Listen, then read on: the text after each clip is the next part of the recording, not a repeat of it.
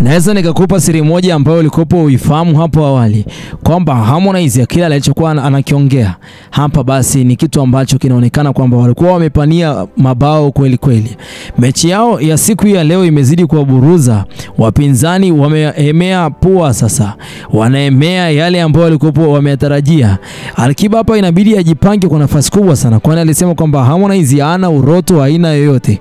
Sasa nikupe siri moja, mpaka kwa hivi sasa wameshaemea magoli manne, yani wamewagonga magoli manne mpaka kwa hivi sasa. Mechi yao ya leo imekuwa ni mechi ambayo ni ya furaha sana. Katika timu ya Konde Gang FC, Ninja alifunga goli la kwanza, goli la pili likafungwa na mwamba anaitwa Baleke, goli la tatu likafungwa na Sam Chaupole, goli la nne likafungwa na Ezra. Mpaka kwa hivi sasa wanaonekana kwamba ni watu ambao wako mbele ya muda. Yani kwa kifupi ni kwamba ni professional katika hili. Vipi je, kwa nini mpaka kwa hivi sasa Harmonize hajaweza kufunga? Kama akifunga ndio itakuwa balaa zaidi, kwa sababu wengi wao wamekuwa wakimwangalia yeye kama striker mkubwa katika mechi hizi, yani katika timu yao ya Konde Gang.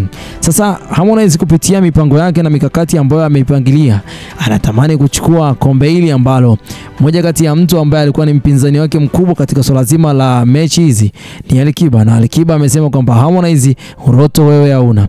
Michezo ambayo Alikiba ameweza kuifanya imeweza kuonyesha kwamba ni kwa namna gani ambavyo uwezo wake ni mkubwa, ni uwezo wa hali ya juu, sio uwezo wa mchezo, yani umchukulie mtu poa. Harmonize hapa inabidi ajipange kwa nafasi nyingine. Yani kama kuna timu ambazo zinapaswa zijipange na zikija kukutana katika makundi haya, basi zitakuwa na utata mkubwa sana. Basi ni timu Kiba pamoja na Konde Gang FC.